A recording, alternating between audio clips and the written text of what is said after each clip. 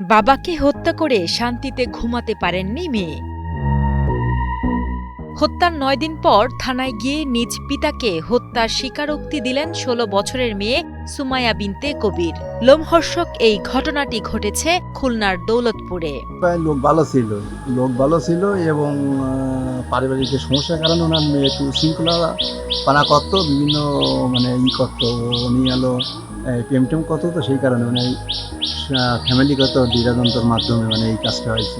জানা যায়, সুমাইয়ার চলাফেরা নিয়ে বাবা হুমায়ুন কবিরের আপত্তি ছিল। এই ঘটনার জের ধরে গেল ৪ জুলাই ঘুমের ওষুধ খাইয়ে বালিশ চাপা দিয়ে হত্যা করেন বাবা হুমায়ুন কবিরকে। গত ১৩ জুলাই ১৬ বছরের কিশোরী সুমাইয়া বিনতে কবির দৌলতপুর থানায় এসে ভারপ্রাপ্ত কর্মকর্তার নিকট বাবাকে হত্যার দায় স্বীকার করেন। এরপর কিশোরী সুমাইয়ার মানসিক সমস্যা আছে কিনা তা জানতে তাকে ভিকটিম সাপোর্ট সেন্টারে রেখে ২ দিন পর্যবেক্ষণ করা হয় বলে জানান দৌলতপুর থানার ভারপ্রাপ্ত কর্মকর্তা মোহাম্মদ মোজাম্মেল হক।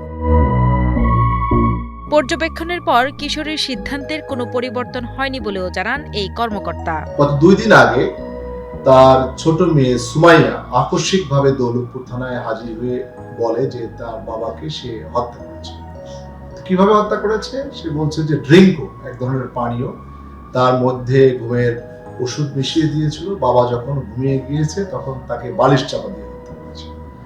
তো যেহেতু তার বয়স ১৮ বছর হয়নি, ১৬ বছর সার্টিফিকেট অনুযায়ী নাই এবং তার কাগজপত্র অনুযায়ী, কাজেই তাকে আমরা ২ দিন ভিকটিম সাপোর্ট সেন্টারে রাখি এবং তার পরিস্থিতি বোঝার চেষ্টা করি।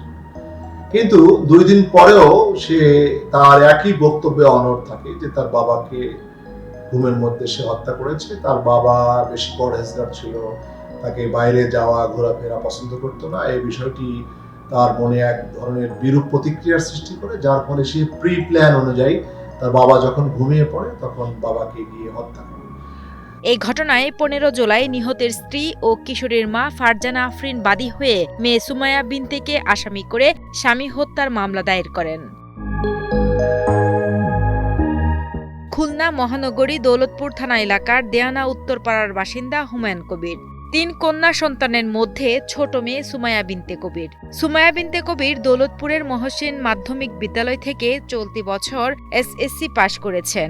সুমাইয়া বিনতে কবির ও পয়েন্ট পাইছে 4.39। মেধাবী, আমরা 6 থেকে তো ওকে পাইছি। তো আমি কখনো তো তার আচার আচরণ বা চলাফেরায় কখনো অন্য কিছু দেখি নাই। মেধাবী এবং সে সাবলীল, স্বাভাবিকভাবে কথাবার্তা বলে এবং তার ভিতরে কোনো প্রতিবন্ধকতা আছে বা সে মানসিকভাবে কোনো ডিসঅর্ডার আছে, এরকম আমার কখনো মনে হয়নি আর কি।